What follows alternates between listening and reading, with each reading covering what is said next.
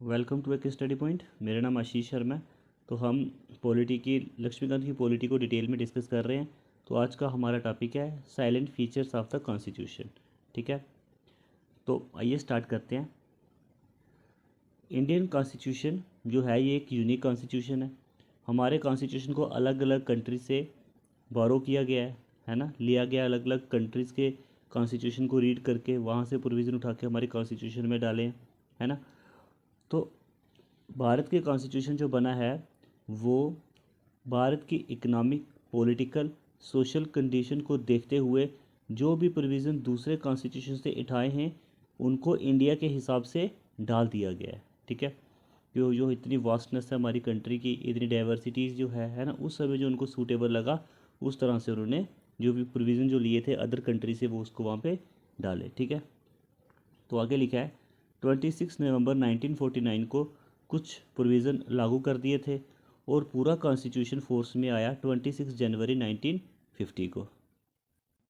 और जब से हमारा कॉन्स्टिट्यूशन लागू हुआ है तब से बहुत सारे अमेंडमेंट हमारे कॉन्स्टिट्यूशन में हो गए। 74th amendment, 42 amendment, 73, 74, 97 and 101 amendment. Okay, 42 amendment act 1976 में हुआ था। इसको मिनी कॉन्स्टिट्यूशन भी कहते हैं। ओके फ्रेंड्स, तो अब बात करते हैं फीचर्स। सबसे पहला फीचर है लेंथीस्ट रिटन कॉन्स्टिट्यूशन। ठीक है, कॉन्स्टिट्यूशन को टू पार्ट में डिवाइड किया गया है, एक रिटन कॉन्स्टिट्यूशन और दूसरा अनरिटन कॉन्स्टिट्यूशन। और रिटन कॉन्स्टिट्यूशन जो है वह अमेरिका में है, अनरिटन कॉन्स्टिट्यूशन जो ब्रिटिश कॉन्स्टिट्यूशन है। ठीक है, ये अनरिटन कॉन्स्टिट्यूशन है। और जो भारत का कॉन्स्टिट्यूशन है वो सबसे lengthiest of all written constitution of the world. World में सबसे जो लेंथीस्ट रिटन कॉन्स्टिट्यूशन है वो भारत का कॉन्स्टिट्यूशन है। ओके, और काफ़ी डिटेल में चीज़ें को लिखी गई है हमारे कॉन्स्टिट्यूशन में। ओके फ्रेंड्स, तो ओरिजिनली 1949 में देखा जाए एक प्रीएम्बल 395 आर्टिकल्स को डिवाइड किया गया था 22 पार्ट्स में एंड 8 शेड्यूल थे। ठीक है, प्रेजेंटली अगर देखा जाए तो एक प्रीएम्बल है तो अबाउट 470 जो आर्टिकल्स हैं और इनको डिवाइड किया 25 पार्ट्स में और 12 शेड्यूल्स हैं अभी हमारे कॉन्स्टिट्यूशन में। ओके, और लागू होने के बाद बहुत सारे अमेंडमेंट हो चुके हैं हमारे कॉन्स्टिट्यूशन में, है ना। तो उसके कारण बहुत सारे आर्टिकल को डिलीट किया गया और बहुत सारे आर्टिकल को जोड़ा गया। ओके, जो अभी लेटेस्ट अमेंडमेंट हुआ है फ्रेंड्स 104th अमेंडमेंट। ठीक है, 25 जनवरी 2020 को लागू किया गया। इसमें बोला गया कि जो SC ST के रिजर्वेशन है लोकसभा और राज्यसभा में, इसको 10 साल के लिए इसका टाइम जो है वो एक्सटेंड किया जाए। कितना? 10 साल के लिए। ओके, और जो सीट रिज़र्व थी एंग्लो इंडियन कम्युनिटी की लोकसभा और स्टेट असेंबली में, इन रिज़र्व सीटों को हटा दिया गया। ओके फ्रेंड्स, तो हमारा कॉन्स्टिट्यूशन इतना लेंथी क्यों है? ठीक है, उसके बारे में देखते हैं। तो सबसे पहला फैक्टर है जियोग्राफिकल फैक्टर। ठीक है, दुनिया का 7th नंबर पे देश है हमारा, वास्टनेस ज़्यादा है, डाइवर्सिटी ज़्यादा है। इन सब को एकोमोडेट करने के लिए बहुत सारे प्रोविज़न लाए गए हमारे कॉन्स्टिट्यूशन में। अगर थर्ड फैक्टर की बात करें तो सिंगल कॉन्स्टिट्यूशन है सेंटर के लिए और स्टेट के लिए। ठीक है, सेंटर और स्टेट के लिए अलग अलग कॉन्स्टिट्यूशन नहीं बना, वो बिल्कुल सिंगल कॉन्स्टिट्यूशन है। ठीक है, उसके बाद लास्ट में है हमारा संविधान पूरा लिखा गया है एडवोकेट के द्वारा। लीगल पर्सन इसमें ज़्यादा थे, लीगल ल्यूमिनरीज इसमें ज़्यादा थे। ठीक है, लक्ष्मीकांत में लिखा गया है, लीगल ल्यूमिनरीज कहा जाता है इन्हें। ओके, तो इसके कारण भी जो लैंग्वेज जो थी वो काफ़ी लेंथी थी। किसके कारण? जो लीगल पर्सन इसमें ज़्यादा थे। ओके, हमारे कॉन्स्टिट्यूशन में लॉ बनाना है, गवर्नेंस कैसे करना है, एडमिनिस्ट्रेशन कैसे करनी है, सब कुछ डिटेल में लिखा गया है। छोटी छोटी डेली चीज़ों कैसे चलानी है ना, ये सब लिखा गया है। इसलिए हमारा कॉन्स्टिट्यूशन जो है वो काफ़ी बड़ा है, काफ़ी लेंथी है। तो अब बात करते हैं ड्रॉन फ्रॉम वेरियस सोर्सेज। हमारे कॉन्स्टिट्यूशन को अलग अलग देश से लिया गया है। तो डॉक्टर भीमराव अम्बेडकर जी ने बोला असेंबली में कि कॉन्स्टिट्यूशन को प्रिपेयर किया गया है after ransacking of all the constitution of the world. Okay, जितने भी कॉन्स्टिट्यूशन है पूरे वर्ल्ड में, पूरी कंट्री को सबको एनालाइज करने के बाद हमारा कॉन्स्टिट्यूशन बना गया। ठीक है, सारे कॉन्स्टिट्यूशन ऑफ वर्ल्ड को एनालाइज करके हमारा कॉन्स्टिट्यूशन जो है वो बनाया गया है। ये डॉक्टर भीमराव अम्बेडकर ने कॉन्स्टिट्यूट असेंबली में कहा था। ओके, तो स्ट्रक्चर पार्ट की बात करें अगर, structure part of the constitution को लिया गया है गवर्नमेंट ऑफ इंडिया एक्ट 1935 से। और philosophical part of the constitution में fundamental right and directive principle of state policy, ठीक है, ये लिया गया अमेरिकन एंड आयरिश कॉन्स्टिट्यूशन से। ओके, तो political part of the constitution जो प्रिंसिपल्स है कैबिनेट के, okay, relation between executive and legislature, तो ये लिया गया है ब्रिटिश कॉन्स्टिट्यूशन से लिया गया है। ओके, तो जो स्ट्रक्चरल पार्ट है वो गवर्नमेंट ऑफ इंडिया 1935 से, फिलोसफिकल पार्ट जो है वो लिया गया है अमेरिकन एंड आयरिश कॉन्स्टिट्यूशन से, और political part of the constitution जो लिया गया है ब्रिटिश कॉन्स्टिट्यूशन से।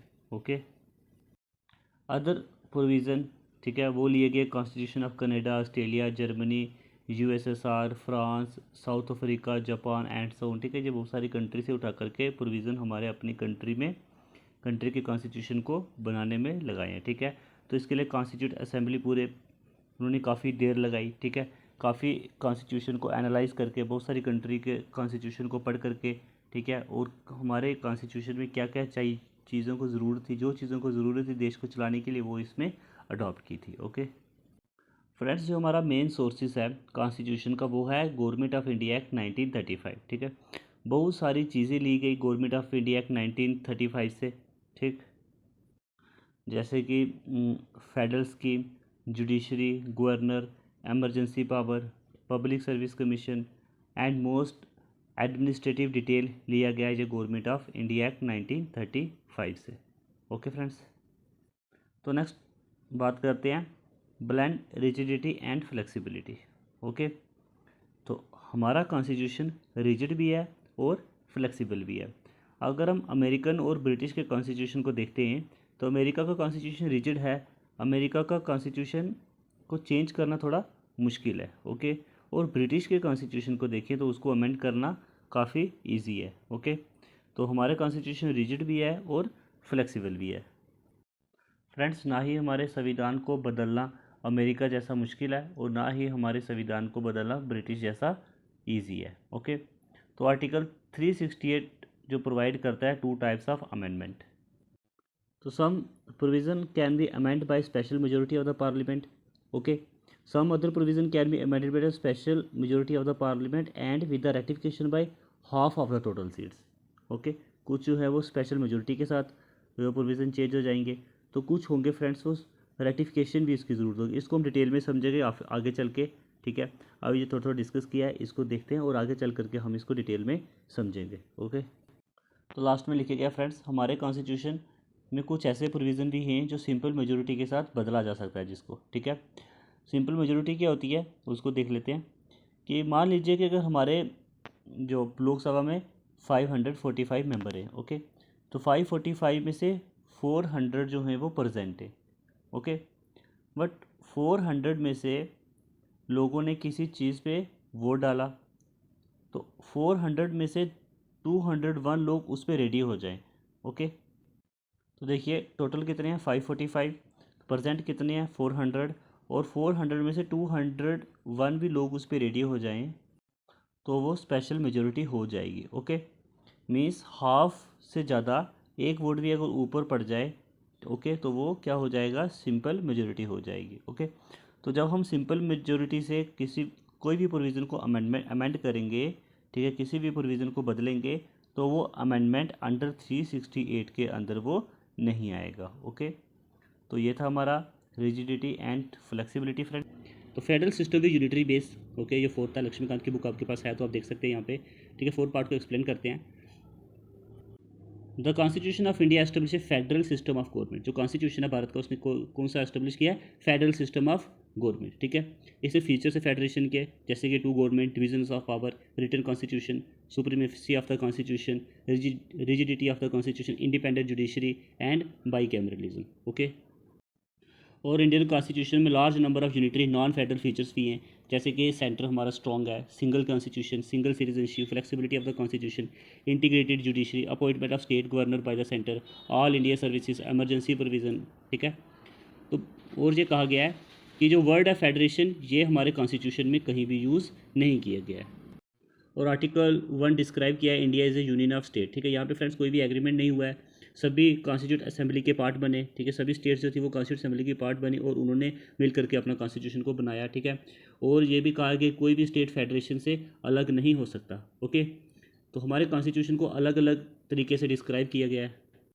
Quasi federal by K C Wheare के द्वारा बोला गया, बार्गेनिंग फेडरलिज्म बोला गया है मॉरिस जोन्स के द्वारा, ठीक है, कोऑपरेटिव फेडरलिज्म बोला गया है ग्रैनविल अस्टिन के द्वारा, और federation with a centralising tendency by Ivor Jennings के द्वारा बोला गया है, ठीक है। तो अलग अलग तरह से हमारे कॉन्स्टिट्यूशन को डिस्क्राइब किया, अलग अलग पॉइंट ऑफ व्यू से लोगों ने देख करके उसको एक्सप्लेन किया है, ठीक है। तो आगे देखते हैं हम parliamentary form of government. Parliamentary form of government की बात करें अगर, हमारे कॉन्स्टिट्यूशन ने British parliamentary form of government को अडॉप्ट किया है, ना कि American president system of government को। और पार्लियामेंट्री सिस्टम को वेस्टमिनिस्टर मॉडल ऑफ गवर्नमेंट भी बोलते हैं, ठीक है। यही रिस्पॉन्सिबल है, कैबिनेट गवर्नमेंट भी है, ठीक है, रिस्पॉन्सिबल गवर्नमेंट और कैबिनेट गवर्नमेंट भी बोलते हैं पार्लियामेंट्री फॉर्म ऑफ गवर्नमेंट को, ठीक है। और कॉन्स्टिट्यूशन ने एस्टेब्लिश किया है parliamentary form of government centre के साथ साथ स्टेट में भी, ओके फ्रेंड्स। तो आइए कुछ फीचर्स हैं इसके, उसको डिस्कस करते हैं। तो सबसे पहले है presence of nominal and real executive, ठीक है। पार्लियामेंट में नॉमिनल एंड रियल एग्जीक्यूटिव दोनों होंगे, ओके। तो रियल में होंगे, रियल एग्जीक्यूटिव में होंगे प्राइम मिनिस्टर, ठीक है, और इसकी काउंसिल ऑफ मिनिस्टर, क्योंकि वो चुन के आए हैं, ठीक है। और नॉमिनल होंगे हमारे प्रेसिडेंट। सेकंड है हमारा मेजोरिटी पार्टी रूल। देखिए फ्रेंड्स, लेजिस्लेटिव में जितने लोग इलेक्ट होके आए हैं, ठीक है, उसमें से जिस पार्टी के इलेक्टेड मेंबर सबसे ज़्यादा होंगे तो वो सरकार बनाएगी, ठीक है। तो मेजोरिटी पार्टी रूल ये हो गया। उसके बाद है collective responsibility by executive to the legislature. तो कलेक्टिव रिस्पॉन्सिबिलिटी होगी एग्जीक्यूटिव की, ओके। उसके बाद है membership of the minister in the legislature. Membership होगी मिनिस्टर की मेंबरशिप होगी लेजिस्लेचर में, ओके। तो फिफ्थ पार्ट है leadership of the prime minister और द चीफ मिनिस्टर, ठीक है। तो क्या है लीडरशिप ऑफ प्राइम मिनिस्टर की लीडरशिप होगी, ठीक है, कहाँ पे, लोकसभा में, और चीफ मिनिस्टर की होगी स्टेट लेजिस्लेटिव असेंबली में। सिक्स पार्ट है डिसोल्यूशन ऑफ लोअर हाउस, ठीक है। तो सरकार गिरानी हो तो नो कॉन्फिडेंस मोशन को पास करके लोकसभा को गिराया जा सकता है, ठीक है, और जिसको हम कहते हैं लोअर हाउस का डिसोल्यूशन, ठीक है, लोअर हाउस डिसोल्यूशन इसे कहते हैं, ओके फ्रेंड्स। और parliamentary form of government drive तो ब्रिटिश गवर्नमेंट से हुई है, लेकिन बहुत सारे फ़र्क भी हैं, है ना। हम रियल सेंस में देखा जाए तो रिपब्लिक है, लेकिन ब्रिटेन जो है वो मोनार्की है, ठीक है।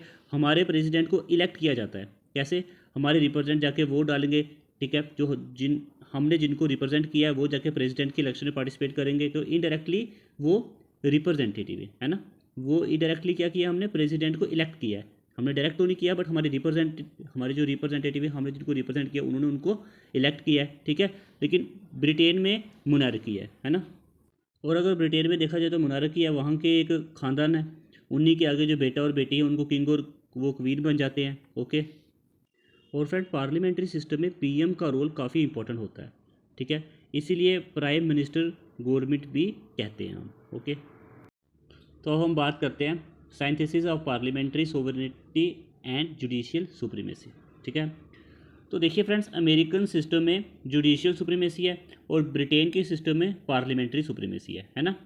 अमेरिका में जुडिशियल जो है वो ज़्यादा पावरफुल है और ब्रिटेन में पार्लियामेंट जो है वो ज़्यादा पावरफुल है ना। लेकिन जब हमारा कॉन्स्टिट्यूशन बन रहा था तो ये बोला गया ये दोनों एक्सट्रीम सिस्टम है, इन दोनों को मिक्स करके एक बैलेंस ऑफ पावर किया जाएगा, ठीक है। और एक ऐसा सिस्टम बनाया गया जहाँ पे ना ही सुप्रीम कोर्ट ज़्यादा ताकतवर होगी और ना ही पार्लियामेंट ज़्यादा ताकतवर होगी, ठीक है। पूरी पावर को बैलेंस किया गया। अगर पार्लियामेंट पावर ज़्यादा क्रॉस करे तो सुप्रीम कोर्ट उसको खारिज कर सकता है। तो अगर सुप्रीम कोर्ट अगर अपनी पावर का ज़्यादा इस्तेमाल करेगी तो हम जो पार्लियामेंट्री सिस्टम है उसको अमेंड करके वो उसको चेंज कर सकता है, ठीक है। तो American constitution due process of law को मानता है और इंडियन जो है वो प्रोसीजर एस्टेब्लिश बाय लॉ को फॉलो करता है, ओके। तो ये था हमारा सोवरेनिटी एंड जुडिशियल सुप्रीमेसी। इसको बिल्कुल बैलेंस ऑफ पावर रखा गया है, ना ही सुप्रीम कोर्ट ज़्यादा अपनी ताकत यूज़ करता है और ना ही हमारा पार्लियामेंट्री सिस्टम अपनी ताकत को ज़्यादा यूज़ करेगा, ठीक है। चलिए तो अब डिस्कस करते हैं इंटीग्रेटेड एंड इंडिपेंडेंट जुडिशरी।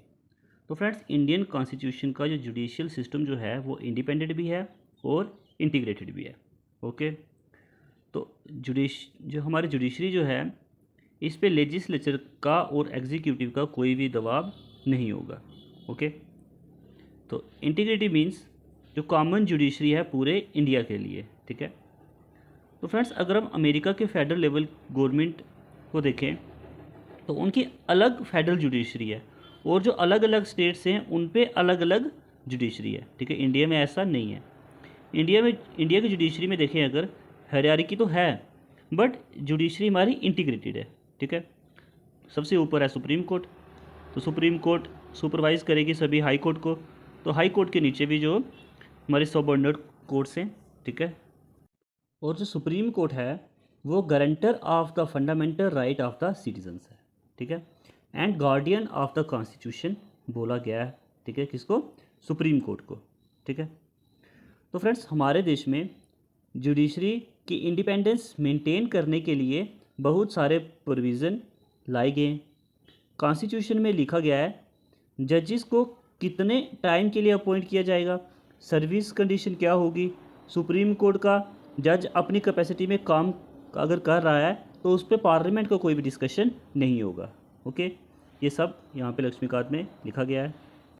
और एक चीज़ है फ्रेंड्स, रिटायर होने के बाद कोर्ट में, ठीक है, कोर्ट में प्रैक्टिस करने की फ्रीडम नहीं होगी वापस जो रिटायर हो गए हैं जजेस उनके लिए। और सुप्रीम कोर्ट का जो भी खर्च होगा वो चार्ज किया जाएगा under the consolidation fund of India. जो भी चार्जेस होगा वो कंसोलिडेशन फंड्स ऑफ इंडिया से चार्ज होगा और पार्लियामेंट उसमें रोक नहीं लगा सकती, ओके फ्रेंड्स। तो ये था फ्रेंड्स हमारा इंटीग्रेटेड एंड इंडिपेंडेंट जुडिशरी। आइए तो अब हम बात करते हैं फंडामेंटल राइट्स पे, ठीक है। Part 3 of the Indian constitution guarantee 6 fundamental right to all the citizens. तो वो कौन कौन से राइट्स हैं? सबसे पहले राइट टू इक्वलिटी आर्टिकल 14 से 18 तक, राइट टू फ्रीडम आर्टिकल 19 से 22, right against exploitation article 23-24 and right to freedom of religion article 25 से 28, culture and education right article 29 से 30 and right to constitutional remedies article 32, okay. तो आगे लिखा गया है ये फंडामेंटल राइट्स जो हैं ये प्रमोट करते हैं पॉलिटिकल डेमोक्रेसी को। तो fundamental right justiciable in nature है, मीन्स अगर हमारे फंडामेंटल राइट्स अगर वायलेट होते हैं तो हम सीधा सीधा जाके याचिका फाइल कर सकते हैं कि हमारे फंडामेंटल राइट्स वायलेट हो रहे हैं, और ये याचिका हम सुप्रीम कोर्ट और हाई कोर्ट दोनों में कर सकते हैं, ठीक है। और aggrieved person can directly go to the supreme court. जो एग्रीव्ड पर्सन होगा वो सीधा सुप्रीम कोर्ट के पास जाएगा, ठीक है। और सुप्रीम कोर्ट इशू करेगी रिट्स। कौन कौन सी रिट्स हैं? Habeas corpus, mandamus, prohibition, criteria and quo warranto, ठीक है। और ये रिट्स जो हैं इसकी हेल्प से वो रिस्टोरेशन ऑफ हिज राइट, उनके राइट्स जो हैं वो सुप्रीम कोर्ट के थ्रू वो वापस आ सकते हैं, ठीक है। तो नेक्स्ट है, तो फंडामेंटल राइट्स कोई सेक्रेसाइड नहीं है, फंडामेंटल राइट्स को बदला जा सकता है, पार्लियामेंट के कॉन्स्टिट्यूशनल अमेंडमेंट करके फंडामेंटल राइट्स को बदला जा सकता है। और आगे लिखा है they can also suspended during the operation of national emergency. जब नेशनल इमरजेंसी लगी हो तो सस्पेंड हो जाते हैं फंडामेंटल राइट्स। जो आर्टिकल 20 और 21 के अंदर जो भी फंडामेंटल राइट्स आते हैं उसको छोड़ के बाकी सब क्या हो जाते हैं, वो सस्पेंड हो जाते हैं। तो कौन से 2 आर्टिकल से? आर्टिकल 20 एंड 21 के अंदर जो भी फंडामेंटल राइट्स आते हैं वो सस्पेंड नहीं होते हैं, ओके, इमरजेंसी के टाइम। तो ये था फ्रेंड्स हमारा फंडामेंटल राइट्स। ये एक बहुत ही बड़ा टॉपिक है, इसको अलग आगे जब आएगा इसको तभी हम डिस्कस करेंगे, काफ़ी डिटेल में डिस्कस करेंगे। Directive principle of state policy को डिस्कस करते हैं, ओके। तो according to doctor Bhimrao Ambedkar directive principle of state policy एक novel future of Indian constitution का है, ओके। तो पार्ट 4 ऑफ द कॉन्स्टिट्यूशन में directive principle of state policy enumerated है और इसको 3 कैटेगरीज में बांटा गया है, socialist, Gandhian and liberal intellectual, okay. Directive principle of state policy को इन 3 कैटेगरी में बांटा गया है, ओके। तो डीपीएसपी का काम क्या है कि प्रमोट करें ideal of social and economic democracy को, ओके। और आगे लिखा है जो डीपीएसपी जो हैं ये नॉन जस्टिसेबल इन नेचर है, ओके। जैसे हमने पढ़ा था फंडामेंटल राइट वायलेट होता है तो हम कोर्ट में जाके बोल सकते हैं कि हमारा फंडामेंटल राइट वायलेट हुआ है, लेकिन डीपीएसपी के लिए हम कोर्ट में जाके नहीं बोल सकते, ओके। तो डीपीएसपी एक वेलफेयर स्टेट को एस्टेब्लिश करता है। ये बोला गया चाहे डीपीएसपी इनफोर्सेबल नहीं है बट हर सरकार को जब भी कोई सरकार बनेगी या कोई नियम कानून बनाएगी तो डीपीएसपी को ध्यान पर रखा जाएगा। डीपीएसपी को भी एक मद्देनज़र रख करके कोई भी नियम कानून बनाएगी कोई भी सरकार, ओके। तो डीपीएसपी को लागू करने के पीछे रियल पावर क्या है? रियल पावर है फ्रेंड्स पॉलिटिकल पावर, ठीक है। तो 5 साल के लिए जो रूलिंग पार्टीज़ होती हैं, अगर वो डीपीएसपी को इग्नोर करती हैं तो लोगों के पास इतना अधिकार है कि वो उसको सरकार को चेंज भी कर सकते हैं। ओके, तो अब क्या हुआ फ्रेंड्स, इसी चीज़ को जो पार्टीज़ जो थी पॉलिटिकल पार्टी मिसयूज़ करने लगी डीपीएसपी को। ओके, हुआ ये कि अब पॉलिटिकल पार्टीज़ जो थी वो फंडामेंटल राइट को इग्नोर करके डीपीएसपी को इम्पोर्टेंस देने लगी, ठीक है। वो क्यों देने लगी, क्योंकि डीपीएसपी जो थे वो वेलफेयर ऑफ स्टेट थे, इसीलिए क्या हो रहा था, ये पॉलिटिकल पार्टीज़ जो हैं वो वोट के चक्कर में थी और इसीलिए वो फंडामेंटल राइट्स को इग्नोर करके डीपीएसपी में अपना ज़्यादा ध्यान वो लगा रहे थे, ठीक है। तो ये केस अब पहुंचा कोर्ट में। मिनर्वा मिल्स का जजमेंट में सुप्रीम कोर्ट ने बोला, हमारे भारतीय संविधान के बेड रॉक के हिसाब से इन फंडामेंटल राइट एंड डीपीएसपी में एक प्रॉपर बैलेंस होना चाहिए, ठीक है। और ये जजमेंट आती है किसकी, सुप्रीम कोर्ट की अब। ओके, तो ये था फ्रेंड्स डीपीएसपी। अभी हम जो टॉपिक पे आएंगे डीपीएसपी को और अच्छे से इसको डिटेल में अंडरस्टैंड करेंगे। ओके, तो अब हम नेक्स्ट बात करते हैं फंडामेंटल ड्यूटीज़ की। तो फ्रेंड्स अब बात करते हैं फंडामेंटल ड्यूटीज़ की, ठीक है। तो अगर ओरिजिनल कॉन्स्टिट्यूशन में देखा जाए तो फंडामेंटल ड्यूटीज़ जो थी वो ओरिजिनल कॉन्स्टिट्यूशन में नहीं थी, ठीक है। इसको ऐड किया गया during the operation of internal emergency, ठीक है। इमरजेंसी के टाइम पे ये फंडामेंटल ड्यूटीज़ आती है, ठीक है। तो 42 कॉन्स्टिट्यूशनल अमेंडमेंट होती है तो 1976 में। ओके, तो रिकमेंडेशन ऑफ स्वर्ण सिंह कमेटी की रिकमेंडेशन से 42 अमेंडमेंट कॉन्स्टिट्यूशनल अमेंडमेंट एक्ट 1976 में आता है, तो उसमें एडिट की जाती है हमारी फंडामेंटल ड्यूटीज़, ठीक है। तो 86 कॉन्स्टिट्यूशनल अमेंडमेंट एक्ट आया 2002 में और इस एक्ट में वन मोर फंडामेंटल ड्यूटीज़ को ऐड किया गया हमारे कॉन्स्टिट्यूशन में। ओके, तो part 4A of the constitution specify the 11 fundamental duties. तो कौन कौन सी फंडामेंटल ड्यूटीज़ के बारे में बता रहा है, to respect the constitution, respect the national flag, national anthem, to protect the sovereignty, unity and integrity of the country, okay, to promote the spirit of common brotherhood amongst all the people, to preserve the rich heritage of our composite culture and so on, ठीक है। ये 11 जो fundamental duties जो थी ये part 4A of the constitution में specify की गई हैं। ओके, और जो फंडामेंटल ड्यूटीज़ जो हुई ये हमारा फ़र्ज़ है, जो हम फंडामेंटल ड्यूटीज़ अपने देश की रिस्पेक्ट करना है ना, कॉमन ब्रदरहुड बना के रखना है ना, भाईचारा जो है वो बना के रखो और उसके साथ साथ नेशनल फ्लैग की इज़्ज़त करो। ये हमारे फ़र्ज़ है जो हम चुकाएंगे इन फंडामेंटल ड्यूटीज़ की इज़्ज़त करके, इसको फॉलो करके, ठीक है। और ये कहा गया है कि जो फंडामेंटल ड्यूटीज़ जो हैं ये डीपीएसपी की तरह नॉन जस्टिसेबल इन नेचर है। ओके, तो ये थे हमारे फंडामेंटल ड्यूटीज़ फ्रेंड्स। तो अब हम बात करते हैं सेकुलर स्टेट की। तो अब बात करते हैं फ्रेंड्स सेकुलर स्टेट की। ओके, हमारा देश एक सेकुलर स्टेट है ना। अगर हिंदुस्तान की बात करें तो इंडियन के कॉन्स्टिट्यूशन में कोई भी ऑफिशियल रिलीजन नहीं दिया गया है। सेकुलरिज्म टर्म को ऐड किया गया 42 कॉन्स्टिट्यूशनल अमेंडमेंट एक्ट 1976 के द्वारा। ओके, प्रीएम्बल सिक्योर करता है to all citizens of India, उनको लिबर्टी ऑफ बिलीफ है, liberty of faith, liberty of worship. Okay, उनको आज़ादी है कि वो किसी भी रिलीजन पे बिलीव कर सकते हैं, उनमें विश्वास कर सकते हैं और उनकी पूजा भी कर सकते हैं, ठीक है। तो कुछ आर्टिकल्स हैं, आइए इनको देखते हैं। आर्टिकल 14 बोलता है कि इक्वलिटी बिफोर लॉ होगा और इक्वल प्रोटेक्शन ऑफ लॉ होगा, ठीक है। तो इक्वल प्रोटेक्ट किया जाएगा हर एक रिलीजन को। ओके, तो आर्टिकल 15 रिलीजन के नाम पे आप किसी भी रिलीजन को डिस्क्रिमिनेट नहीं कर सकते, किसी भी बंदे को रिलीजन के नाम पे आप डिस्क्रिमिनेट नहीं कर सकते, ये आर्टिकल 15 में लिखा गया है। आर्टिकल 16 में बोला गया है सभी सिटीजन्स को इक्वलिटी ऑफ अपॉर्चुनिटी मिलेगी, ठीक है। इक्वलिटी ऑफ अपॉर्चुनिटी मिलेगी सभी सिटीजन्स को।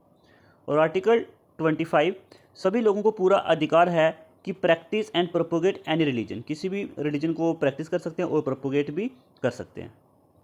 आर्टिकल 26 में बोला गया है जो भी रिलीजन डिनोमिनेशन से वो अपने अफेयर को मैनेज कर सकते हैं। आर्टिकल 27 में बोला गया है कि किसी भी तरह का रिलीजियन टैक्स जो गवर्नमेंट नहीं लगा सकती किस लोगों पे, ठीक है, रिलीजियस टैक्स जो है वो नहीं लगेगा। आर्टिकल 28 में बोला गया है किसी एजुकेशन इंस्टीट्यूशन में जहाँ पे एजुकेशन को स्टेट फाइनेंस कर रहा है वहाँ पे आप रिलीजियस इंस्ट्रक्शन को फॉलो नहीं कर सकते, ठीक है। यह आर्टिकल 28 में बोला गया।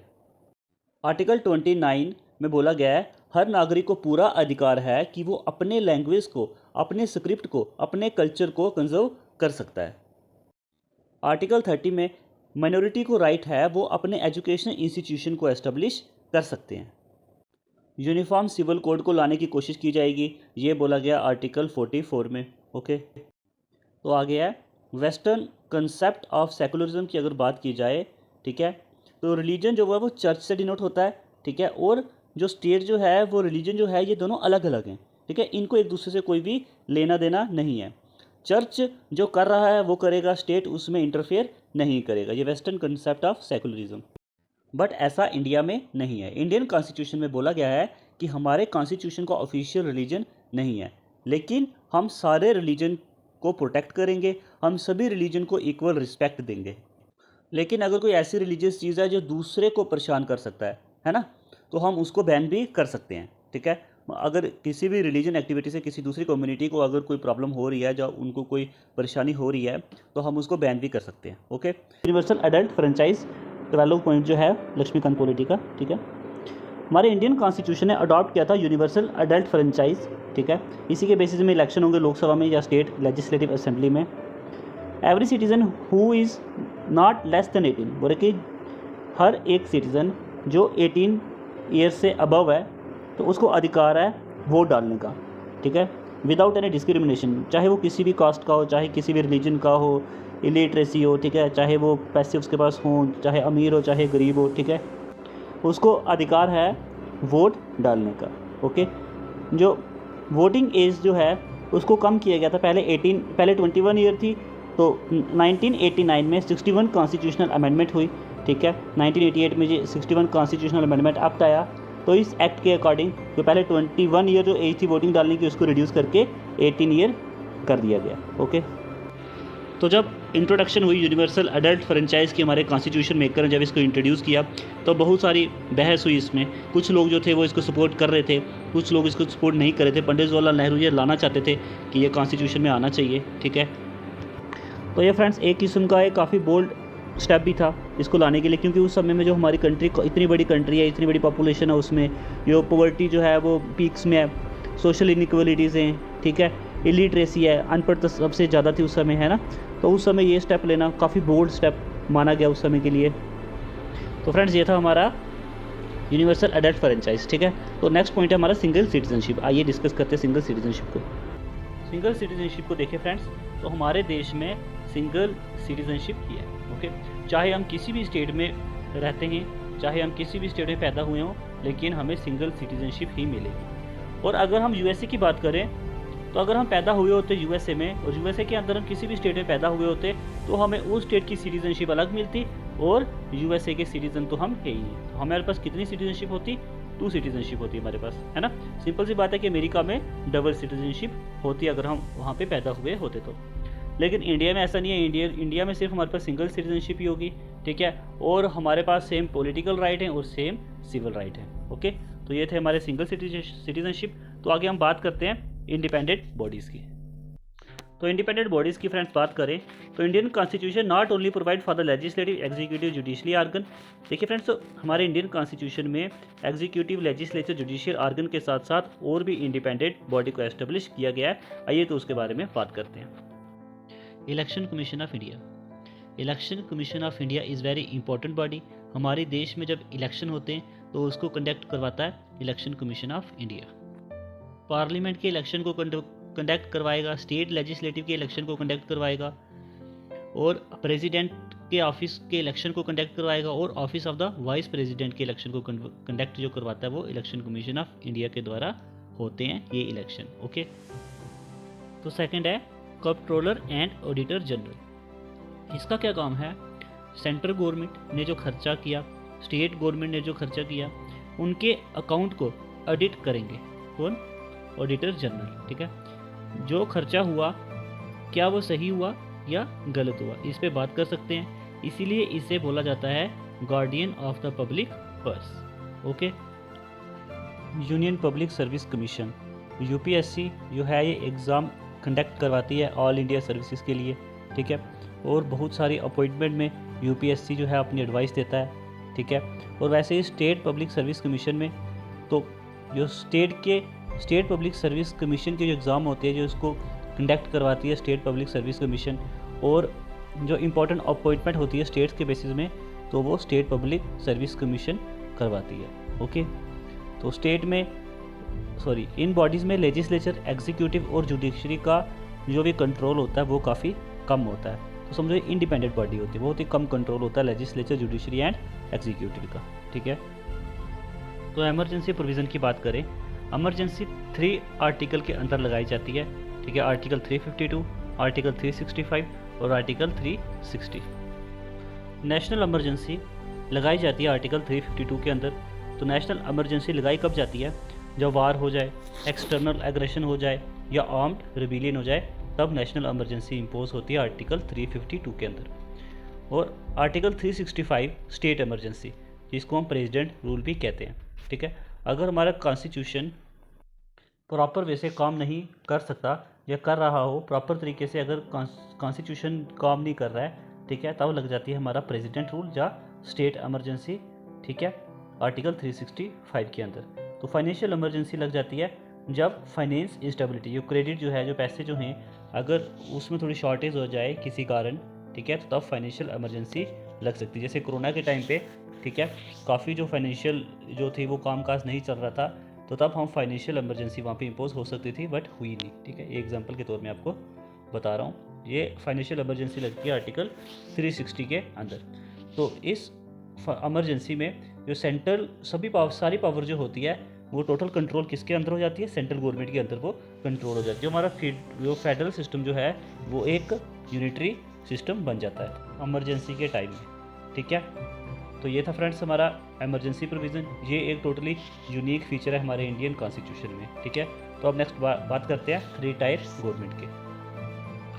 तो friends, schedule 11 and schedule 12 part 9 and part 9A को ऐड किया गया 73rd कॉन्स्टिट्यूशनल अमेंडमेंट और 74 कॉन्स्टिट्यूशनल अमेंडमेंट एक्ट के थ्रू। ओके, तो 73rd कॉन्स्टिट्यूशनल अमेंडमेंट के थ्रू आया पंचायती राज एंड 74 अमेंडमेंट एक्ट के थ्रू आया हमारा म्यूनसिपैलिटी।